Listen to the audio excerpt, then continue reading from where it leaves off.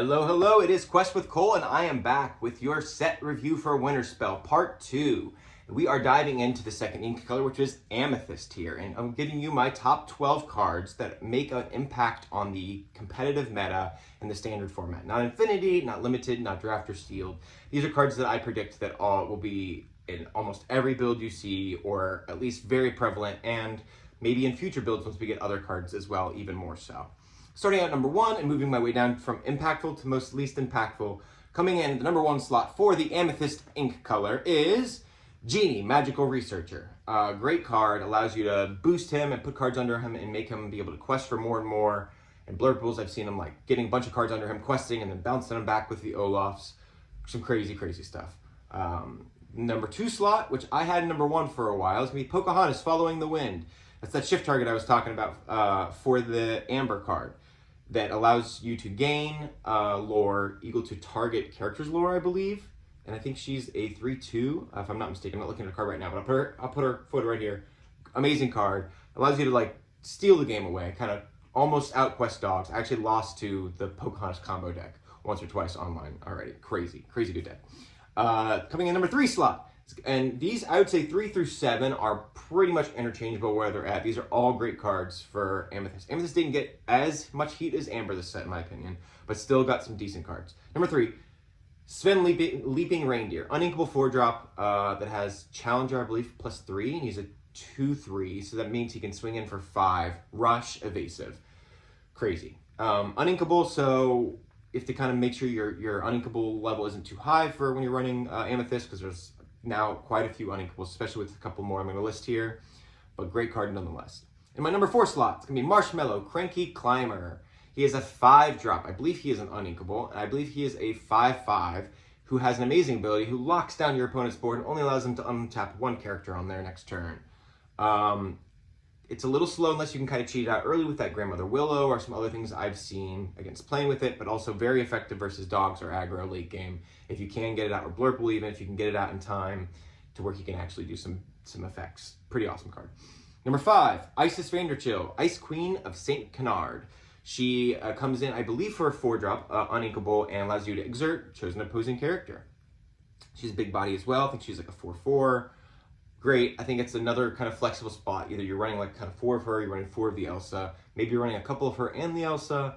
Then you start pushing uninkable levels there, in my opinion. Number 6, Tigger, Bouncing All the Way. Very exciting card. Allows you to bounce a chosen opposing character 2 or less. So fun. I think I've already seen this is used against like dogs and a couple other aggro things, kind of slow them down.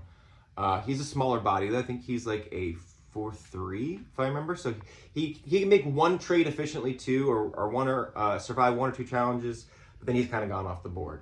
I would put him a little bit higher, but he is a little bit more fragile of a body. Alice, number 7, Alice Well-Read Whisper. Again, I think these now we're going into not quite as great of the Amethyst cards, but still could be very prevalent in a future meta. Drop a card here, let your reader. I'll power through some of these because I'm not as familiar with the lower ones in this. Kristoff, Icy Explorer. As well, he has fun ability. I think you'll see some of him in more of the theme builds and things like that people have been longing and wanting to build. Number 9, Colors of the Wind. Action Song. It allows you to draw a card. You and your opponent reveal the top card of your deck, and for every ink color revealed, you draw a card. So you get to draw 1, potentially 2 or 3. I think I heard online people are saying it's like 1.7 cards on average. So you're almost always getting 2 cards, but not quite. Is it worth it? Who knows? Time will tell. So coming in at slot number 10, Terran, Magically Armed. Awesome. Another kind of uninkable, unfortunately, but a bodied character that comes in and is able to deal with some threats. Pretty exciting card. I think that'll be a flex spot for some people, kind of like Wasabi and Sapphire or some Benja or some of the item removal. Even though he doesn't deal with items, he helps kind of control the board and keep things in check. In slot 11, the Frozen Vine, Monstrous Plant, the location that has kind of bounced back from your discard. I think we'll see more synergies with this when we get finally our first legendary location, which I thought would be in Winterspell, but was not. And with maybe with the new Elsa, there might be some location builds with the old library-like card. Someone comment what card I'm talking about. And in slot 12, Last but not least, come out and fight the action here. I'm hesitating on this one because I gave it a slot 12 because I love the art. I think the potential for this card is great. I think because boost is only becoming better and better.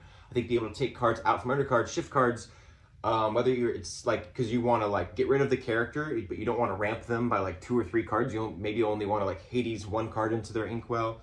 I think it's a very fun card that has a lot of different uses. I don't think it's the most impactful meta right now, but in the future it could be. Honorable mentions for Amethyst ink color are going to be Tinkerbell Snowflake Collector. It's going to be the Set Champs card. Could be very fun. I just think that is not quite as good as some of the legendaries we've seen in Amethyst before, like Demona. Other honorable mentions, Anna, Little Sister, and those theme builds, as well as the song Do You Want to Build a Snowman? The action of the song where they choose yes or no, and you get to gain 3 lore or not. I think some of those things you'll see pop up because of theme builds and because of they're not bad cards necessarily. They're just maybe not as good as some of the other cards we have. And that is my set review for the Amethyst color for Winterspell. Thanks for watching.